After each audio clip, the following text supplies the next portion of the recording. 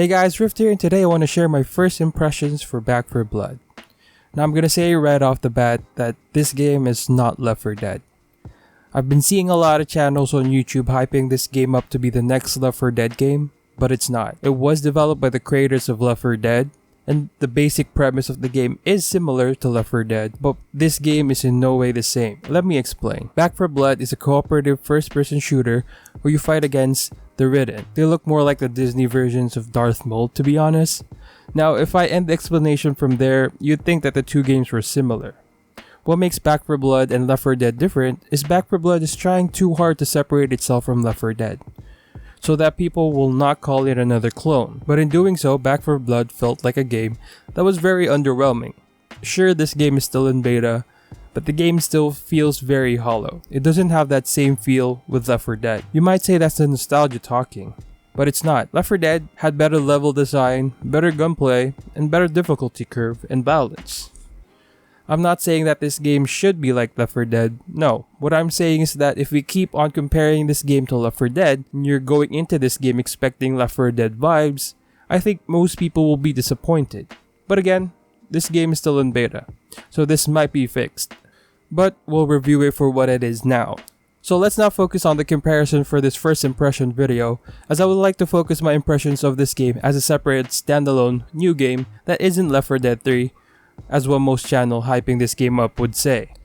First, let's talk about what makes this game stand out: the card building system. In Back 4 Blood, you can create different decks to fit your playstyle. Do you want to be a stamina freak that can run through the whole level?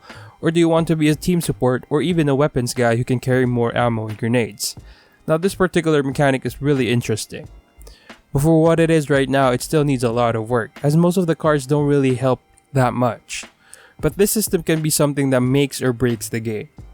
Quick tip: get every stamina card you can and just run through the whole level when you're playing in harder difficulties. You'll thank me later. So while we're on the topic, let's talk about the difficulty. You have Survivor, basically baby mode. This difficulty to me was made for kids to get them into playing this game, which is fine. Then you move over to Veteran. Here's where the difficulty curve and balance just fucks you over. Though this difficulty is not impossible, it's really hard to finish, even with 3 retries and as a 4 stack. Then you have Nightmare. This difficulty is just plain unbalanced. Imagine in Act 1-1, when you open the door, you got 3 tall guys spawning in at every corner and doing damage and have more health.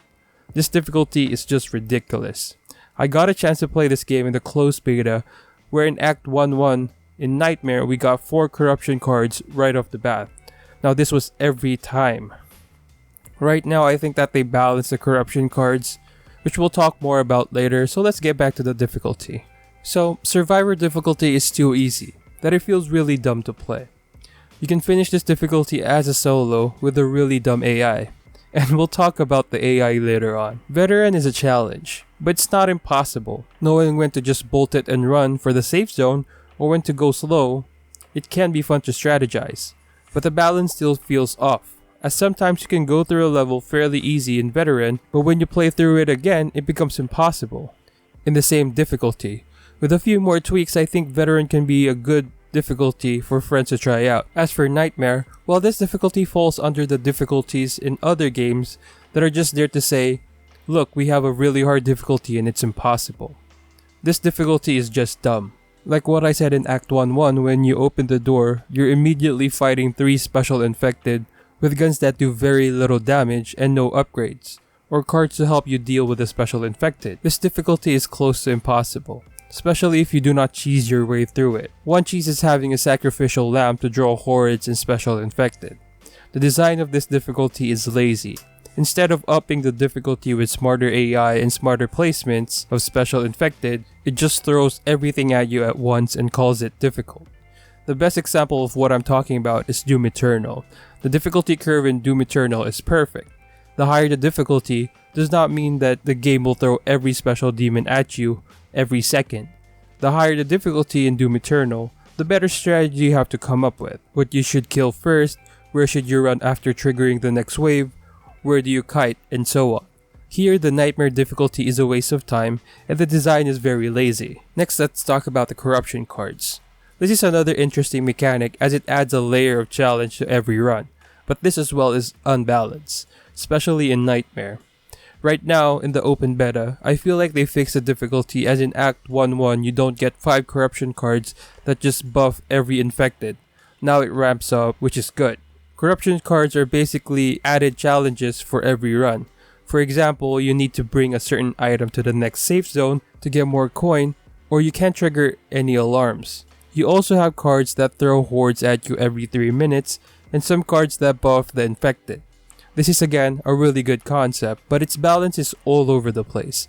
One run is never the same, which makes the game replayable, but it also makes it frustrating, as when you get a really unlucky roll, it would be better to just quit your run and restart the same act and see if you get better corruption card rolls. You don't want to face a horde every 3 minutes and have a burning infected that'll melt your HP bar and spawn tall boys that have 50 more health and do more damage. Next, let's talk about the Ridden.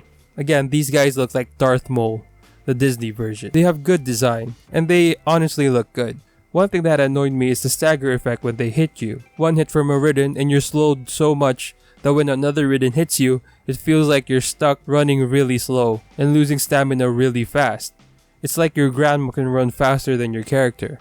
The stagger effect is okay, but again it should be balanced. The special infected are cool. They look a lot like the special infected in Left 4 Dead 2. The special infected in Back 4 Blood have this red pimple thing that are their weak points, which is okay. The main thing about the special infected that I don't like is the crushers. They have ridiculous hitbox when they swing their arms. It may look like you're out of reach, but they still damage you. Some of my friends that I played with noticed that even the regular Ridden had attack ranges that were further than it should be. Another annoying thing about the Ridden is the sound cues. You may hear a Ridden growling next to you, but no one's there. The other thing is the spawn rates in the spawn areas. You may have cleared an area, then a Ridden appears behind you and swiping at you. And it's confusing as sometimes you hear something and it's not there, and you know nothing's there, but something randomly spawns and swipes at you, like in this corner in Act 1-1. Before we move on to the next part, please remember to like the video if you like it, and subscribe to the channel. We're trying to reach that 500 subs, so let's get back to it. Now let's talk about the characters. Having different characters with different passives and active abilities is a good concept. It makes building a team and building a deck really cool. I really like the characters in this game. Their design and voice acting is really good. Let me add the stamina mechanic here. Again, it's a good concept, and this to me is well done, as it adds another layer of depth to the game. Next, let's talk about the weapons. The guns. The guns feel awkward. The guns feel like they have recoil, and you have to control it, but it's just an illusion. Most guns only look like they have recoil, but they still are very accurate. The animation of how some guns will shake, making it look like the guns have recoil, but they really don't. The guns look cool and sound really cool. I feel like this is where they're gonna add microtransactions on gun skins and stuff like that. The melee weapons are okay. It would be nice to have more variety. Let's talk about the ally AI. They are dumb as a rock and will not shut up about the things they ping.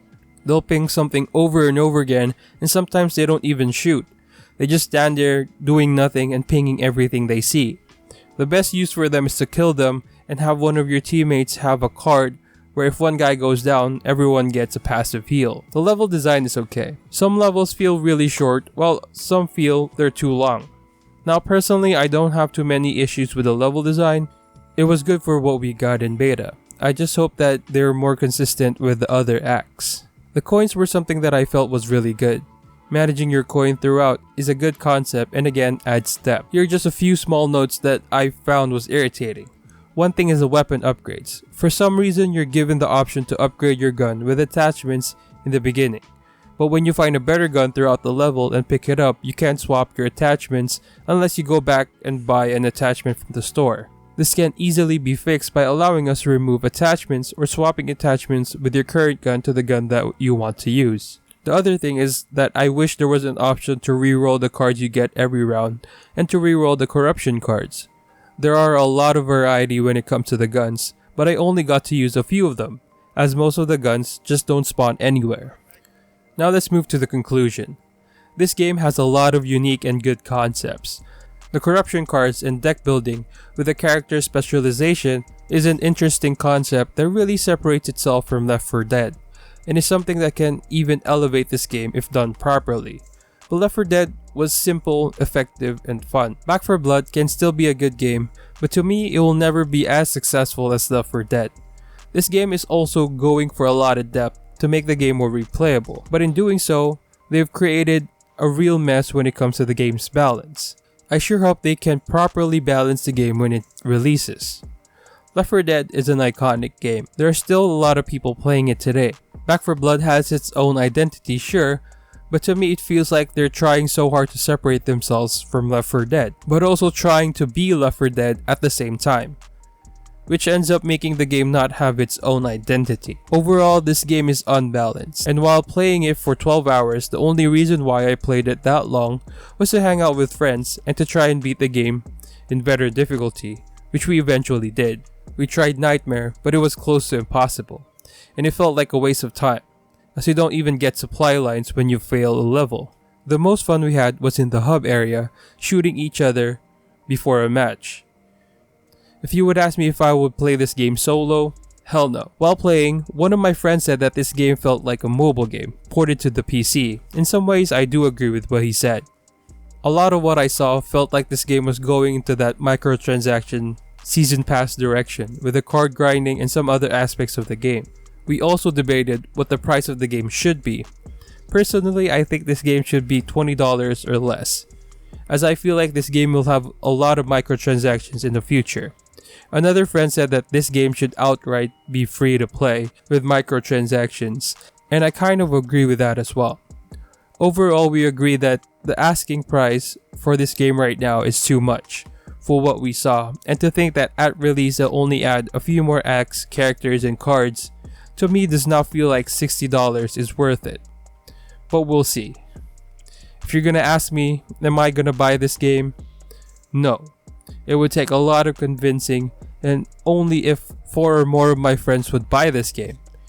Maybe even then I'd still be hesitant, but this game is still in beta. A lot will surely change. This first impression is specifically for what the game is right now.